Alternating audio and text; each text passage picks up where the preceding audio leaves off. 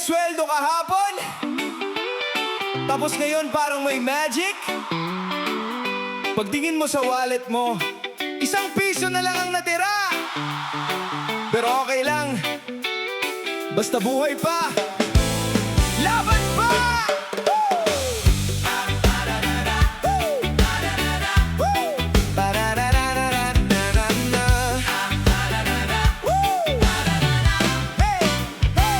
Pagkagising ko kanina, todo ang kumpiyansa.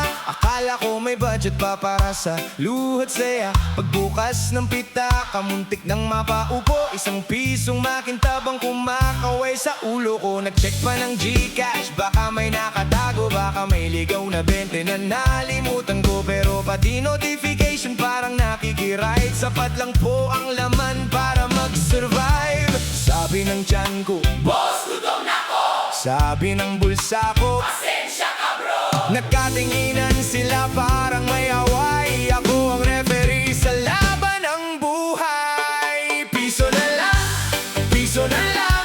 Pero ang pangarap ko milyon pa rin naman. ₱1 na lang, ₱1 na lang. Ngiti ko'y hindi pa rin mababayaran. Kahit ubos ang budget ngayong buwan, hindi ubos ang lakas ng kalooban. ₱1 na lang, ₱1 na lang. Bukas baka jackpot na naman.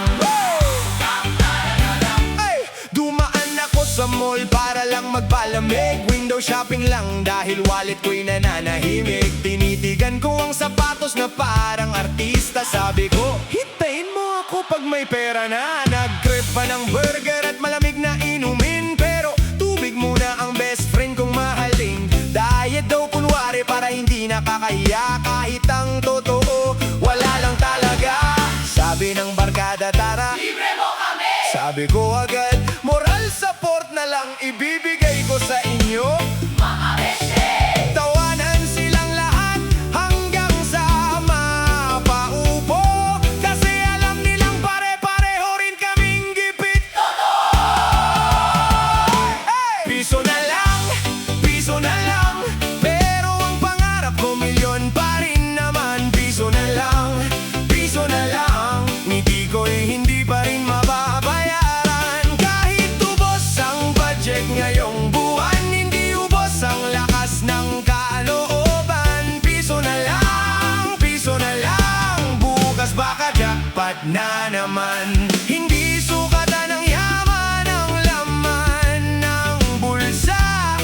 May mga mayaman na kulang pa rin sa saya. At may tulad kong may pisong natitira. Pero puno ng tawa at pag-asa. ₱1 na lang, ₱1 na lang! pero hindi susuko sa hamon ng buhay. ₱1 na lang! May kwento pa rin kayang ipagmalaki kahit saan. Kung wala mang steak, may tuyo naman. Kung walang resort, may tabing daan.